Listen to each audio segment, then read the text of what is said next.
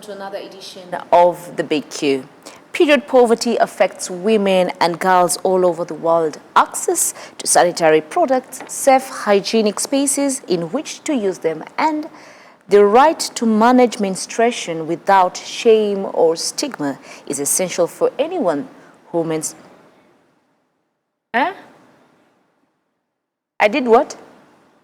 Oh, okay. Mine is on. Okay. We start. Mine is on. Yeah, yours is good. Okay.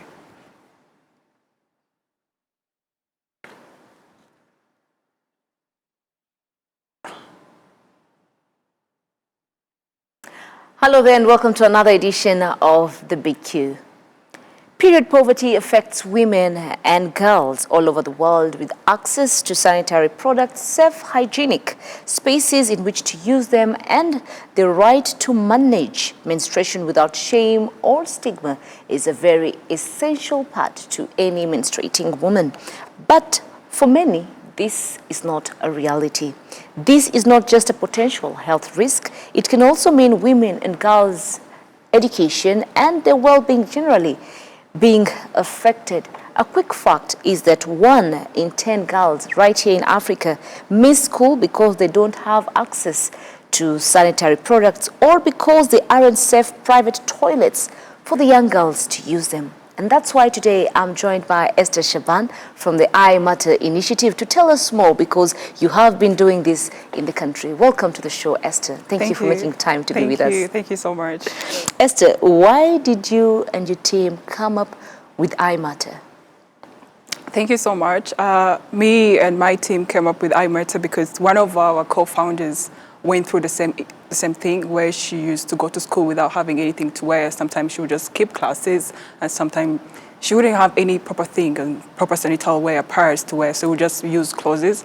So she called us and other people. Then we were like, we didn't know. Personally, I didn't know like these things happen, because I wouldn't say I was born and raised within a privileged family where I get pads every time I was going to school or every time I would just get my menstruation. But by just hearing her story and just going outside, like from our comfort zone, like doing research outside in rural areas, we came to find out that this is a real issue. Like some girls are missing schools.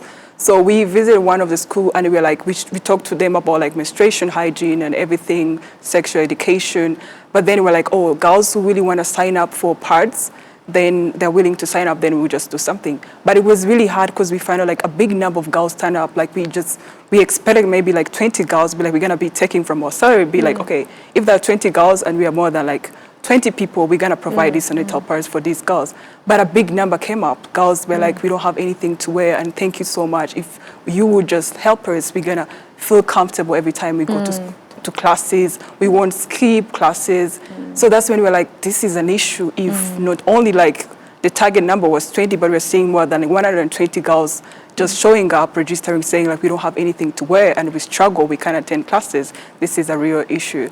So that's why we're like, why can't we come up with a thing, maybe talk to other people, reach out to other people. So that's when we come up with an initiative called I Matter, which later turned out to be a non-government organization, that we are now a non-government organization trying to... Registered in the country? Yeah, registered under RGB, trying to fight period poverty within like girls in school and rural areas. Yeah. Well, I remember a few weeks back, it took social media by storm, I Matter challenge, where I also, also took part in this challenge to try and help the young girls. Maybe take us briefly, through social media. I'm sure you've been able to reach more girls where you were before in terms of funding or in terms of sanitary towels to where you are today. Has it helped? I would really like to say like social media can change some people's life within a 1 second. That thing just, just probably over like a week, within like 1 day, we just got like more than like 1,700 parts. People preaching, people sending money, dialects.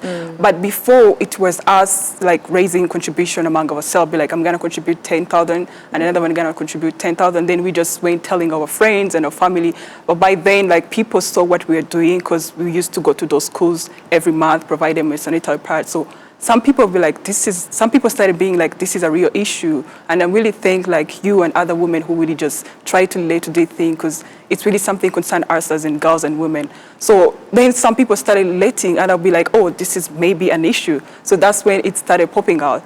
By now, we no longer be like, we're gonna ask friends and everything. Now we're able to correct more than like 1 million Rwandan flags. We're already to correct more than like 2,000 parts, people sending money, other people just buying presents, donating more than 500 individuals, institutions, even the First Lady. So it's really changed. Now we were even able to reach more than like 5 schools. So we started by having 163 girls, but now we have 710 girls. So that's mean like even the girls who are benefiting from us, we try to reach more girls. So it was really something great, like how social media can be a good, like the best platform where people can just learn and understand and even share, contribute to a certain cause, then turn out to be a big thing. So it's really changed the way, even apart from the finance, even it's really contributed to the well-being of these girls. More girls now are attending classes. Normally we used to give 1 purse each month, but every time we go to a school, we give 3 purse per girl. So that's mean like we're gonna go there after a term. Whole term. Yeah. But the schools, where are they, Esther? Are they in Kigali? Are they in rural areas? And how do you choose the schools? So we started with 2 schools in rural areas, Musanze. So that's one of the founder went there to have a discussion. That's where our discussion and the research was. So we took that school, another school in rural area. But because we are under Gasabo, that's where we get our papers. So like the district were like, if you're under Gasabo, that means you even have to take 1 school within Gasabo. So we took 1 school within Gasabo, but not Gasabo like Gasabo, Kachiru, or like somewhere it's really far. Then we took other school within Gramagana. So, but mainly our focus is in rural areas. Yeah. Okay. Ending period poverty, we all know, of course, is a major issue across, not only in Rwanda, you know, in Africa, in the whole world. In your opinion, why do you think it is still an issue? It's 2020, but we still have girls who do not have sanitary towels, which I believe is an essential, like I said. It's really so tricky how like we are in 2020, 21st century, but still you see people are still having, like are still missing classes, and there's still more stigmas about like around the whole menstruation and the whole period. Because I feel like just relating to a cultural thing where we are born and raised in a country where periods, even though on the continent of Africa, be like, oh, girls who are in a period, they are so dirty. You're not allowed to say this is a taboo. But then even our culture, even the society doesn't appreciate like who we are as women, as in menstruation is a part of who we are as like a human being, as in women. And that's what most of the time, if you're a woman, of course you're gonna menstruate every month. So I feel like it's really a tricky thing, because like some of our region and some of like our societies and everything, we're still attached to our culture, like all those things that are still considered as in taboos, but when they're not, they're real life issues, they're human rights things that make us be as women. So I feel like the reason why it's really still an issue is because we are still more to like seeing menstruation, seeing periods as in a cultural things where a girl is not allowed to say like, I'm in my periods, where even parents, even society doesn't really take this as in, this is a part of like who women are. So it's not like a cultural thing, it's a human being thing, as in it's a part of women like menstruating every month. So I feel like it's still an issue, because it's, as in girls, the way we are raised and everything, it's about like, you know, us being mothers and the whole thing about staying home and just like more things that our culture like impose on us. So, and even period is considered something which is a taboo, something we are not allowed to speak of, like something is like, that's for girls and women. Yeah, that's true. But how do we break this silence then? Is it our parents? Is it, you know, at times we say it's the mother who should be talking about these things. Do you think men should also have a role in this, so that we break this silence, but then at the same time, stop shaming and breaking the stigma at the same time? I feel like this is, it doesn't just go one way, saying like, even if they're men, they're born, like, you know, they have mothers. So that's where like, this is a whole, like, even if you're a man, but you're born from a woman, and a woman born, like a woman just menstruate every time. So I feel like this is not an issue of a female or male, it's just all of us. Because if something consider me as a human being because I menstruate every day, then we should take a part of it. As in, it's not just an issue of like you being a male or me being a female. I breed every time I am a female, but like you are male, I feel like you just relate to it because it's a part of who I am as a human being. And I feel like sometimes it's not something we choose or we decide, it's something that we are born with. So it's just, everyone just needs to contribute on it. And even like, it's really hard to say like mothers, I feel like the people who should just be educating us and making sure like, you know, we just fight this whole shame and stigma should be our mother. But the thing is like, you look back then, the background is like, the culture didn't allow them to say it. So we as in the young generation, which is growing up today, we're like, this is not something we should just be not talking about it. So I feel like it's more of like, you know, people and parents, even like our government, like everyone just feeling comfortable to just, you know, talk about it, be like, it's not a culture thing, it's not a taboo, this is a real thing, like, yeah. Absolutely. Yeah. Speaking of governments, what do you think the governments need to do to help end period poverty? Because I believe it also starts from them at some point. Yeah, because there's really a huge discussion about like, you know, what's the role of the government and where this is more of like, you know, the government issues. But I feel like you're looking at what some government are doing, like Swedish coastline. The people who've been trying to understand that these are real things, these are real issues that women are facing, and not because it's something they choose or decide. This is about like a human being as a woman. So we've seen government just trying to enlice like taxes on pads and everything, because it's really not fair, like being born as a female, but then you can't afford pads because they're expensive.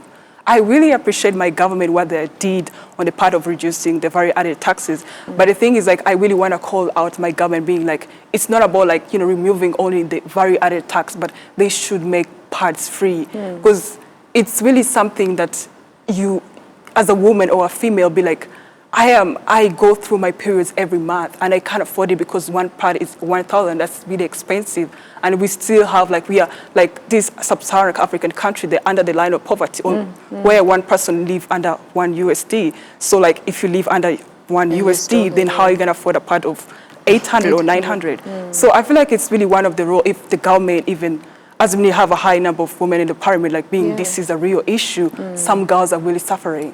Because looking to their stories, like we go through this whole thing, they share their stories. This girl doesn't have anything to wear.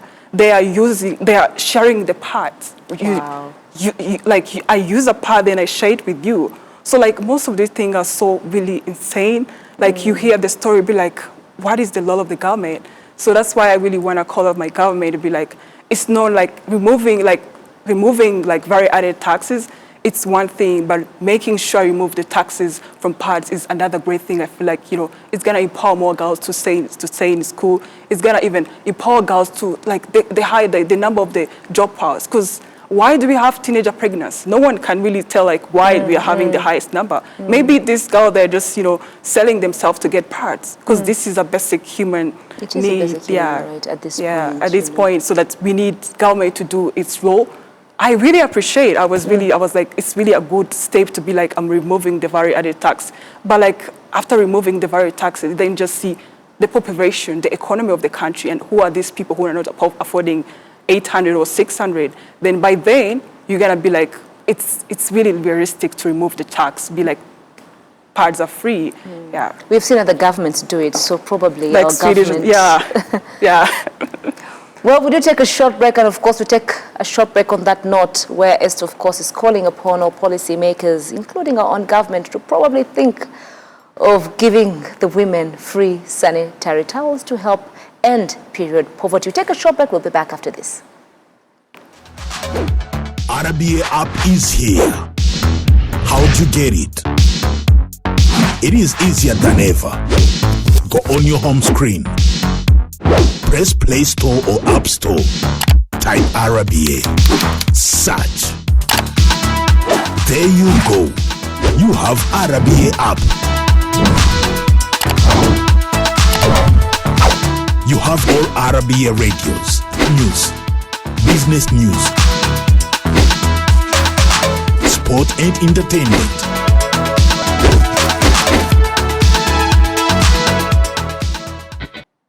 Welcome back. Of course, I'm still talking to Esther Shaban from the I Matter initiative, and of course, we are calling on policymakers to help us end period poverty today.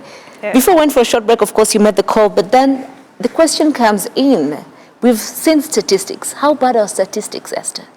Like, I would just say, like, looking into like the latest UNESCO statistics, about like 10% of like girls missing school because they can't afford pads. That means like within like, 10 girls, 4 of them don't go to school because they don't have pads. And within our research we conducted among 740 girls, we found like within like 4 girls, 1 girl missed class because he doesn't have anything Out to wear. Out of 4 girls in the country today, at least so like 1 misses. 1 missing class. So you can imagine if you miss a class for 5 days, then the whole time we can trade, that's mean like it's almost 3 months, the whole academic year. Then you are already in school, but then how effective is it for you to be at school? Like, it's really a huge problem to be like, this is why I feel like the government and everyone, be it people are sitting home, be it like you're somewhere. That's why I always tell and be like, I want to call out everyone. You don't need to be donating pads, but there's something you can do. There's something you can do, because this number are really huge. Imagine within 4 girls, 1 missing classes. Yet we are just, the whole thing about access to education. We gave you access, but how effective this whole access? If girls go to school, what do they go through? Yeah, absolutely. It's quite an important thing, to always ponder to anyone that is watching, to our viewers. What role are you playing to help the young girls? It's a matter of saying we're empowering the girls, but how effective or how are you doing it to actually empower these girls? Esther, what kind of solutions are there for the women? There is a lot of solution, like looking about what people, like we have a lot of people who are just trying to contribute to this thing because they know it's a real thing. We have pads like, disposable pad you use, then you just throw it away after using it. And we have reusable pad, we have tampons, we have cups. Those are just more of solution that even me and our organization, we are trying to find, like, is this the best sustainable solution we can find for these girls in Rwanda, in East Africa, in the whole sub-Saharan African countries? Because if you just see pads, they're so expensive, but like it's a good way for girls who can, because at the end of the day, these girls don't have access to clean water, they don't have electricity. So giving her a reusable pad, then after she just walked from school, then she reached home evening, they don't have soaps and everything. So that's why there are a bunch of list of all these solutions, be it cups, be it tampons and pads, but what is the best sustainable solution we can provide for these young girls? So I feel like that's what people should be starting thinking about, like, this is a problem, but what is the sustainable solution? Because we, even in my organization, like, giving pads is not sustainable. It's not. It's like, not. people donating pads every time is not sustainable. So, but we are even trying to do more research, seeing what is this more sustainable way of making sure we're just providing a solution that's going to last, that's going to help these people. Because we're not going to keep asking for donation. So that's why we're like, and this is a challenge to everyone. As in, you're seeing the issues there, but what is the best sustainable solution? Is it reusable pads? Is it tampons? Is it cups? Is it tax dropping up to pads? Like, what is the sustainable solution? But I think in all that, hygiene comes hand in hand. Yeah. So when you go to schools, do you probably go with doctors, Esther, to probably educate the young ones that they should shower, they should be running water at least in the schools, that helps them to, to maintain the cleanliness? Yeah. Menstruation goes hand in hand with sanitary. Like, there's no way you're going to give someone a pad and don't teach them how to use it, or don't tell them how many hours they have to wear it. Like, when do they need to take a shower? So every time we make sure every time we visit school, we even go with doctors. Like, they just explain, because they have more even question. That's why I really want to call out the parents to be willing to talk to their kids, because most of these girls, they ask us questions like more on menstruation. Maybe I missed my periods, it's just stopped. So these are more of like the question and we are receiving, and it's really a challenge because they really ask us questions. We're like, okay, so we don't know that, but that's when we're like, that's what inspires. Before they would just ask us questions and be like, we don't know that, but we gotta make sure.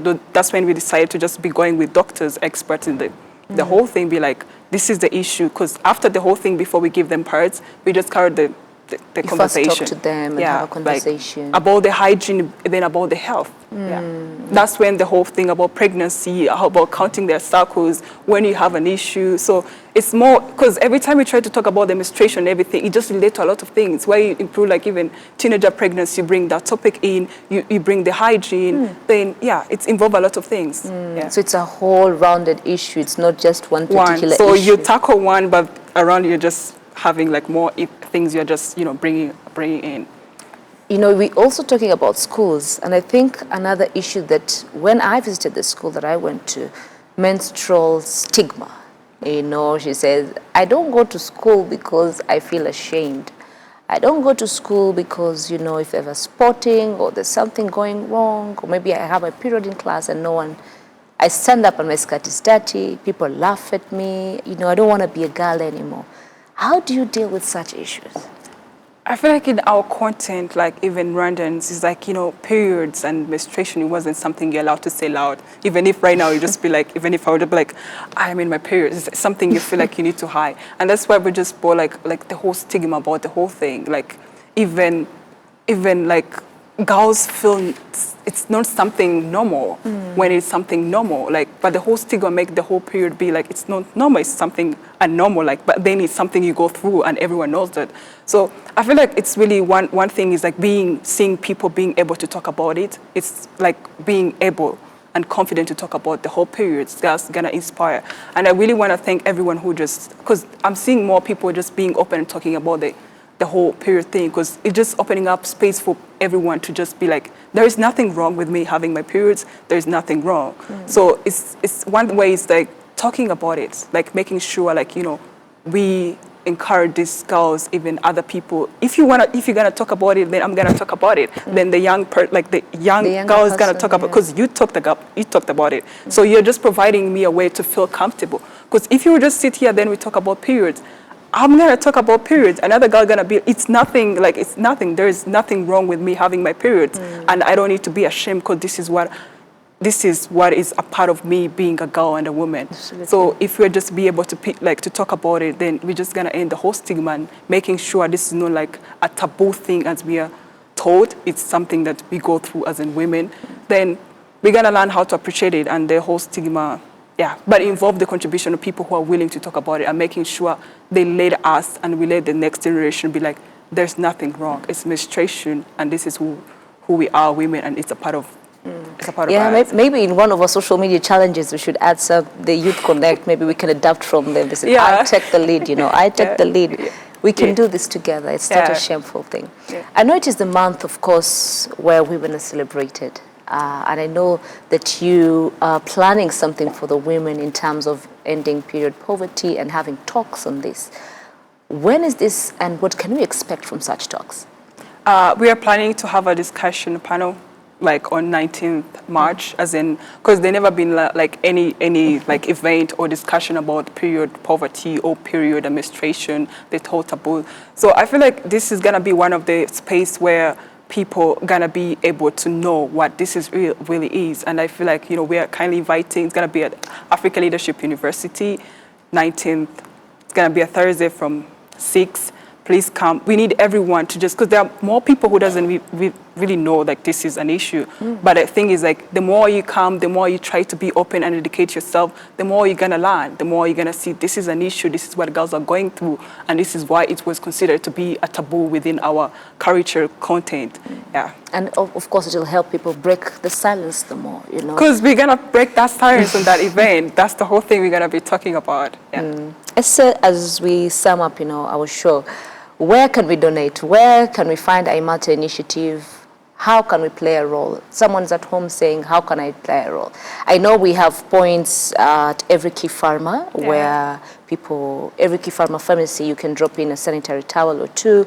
And of course, it is collected at the end of every month. And, you know, we donate to girls. But how else can we find and do this? Like one of the thing I would just first to say, you know, like it's not the whole thing about you donating to us. You can even find other young girls within like, you know, your neighborhood, within your school you go to, within your organization. Then just first help those girls. And for people who are willing to donate for us, you can just, we have a website, we have a Twitter, you can just, you know, go and also be a part of the challenge. We have, you can drop parts at LU, we have even an office we're currently working with where Imagine We is in Chimuhura, near the Gasabo district. Then feel free to pass by and drop parts. Like we have LU, we have every farmer shop, Yeah.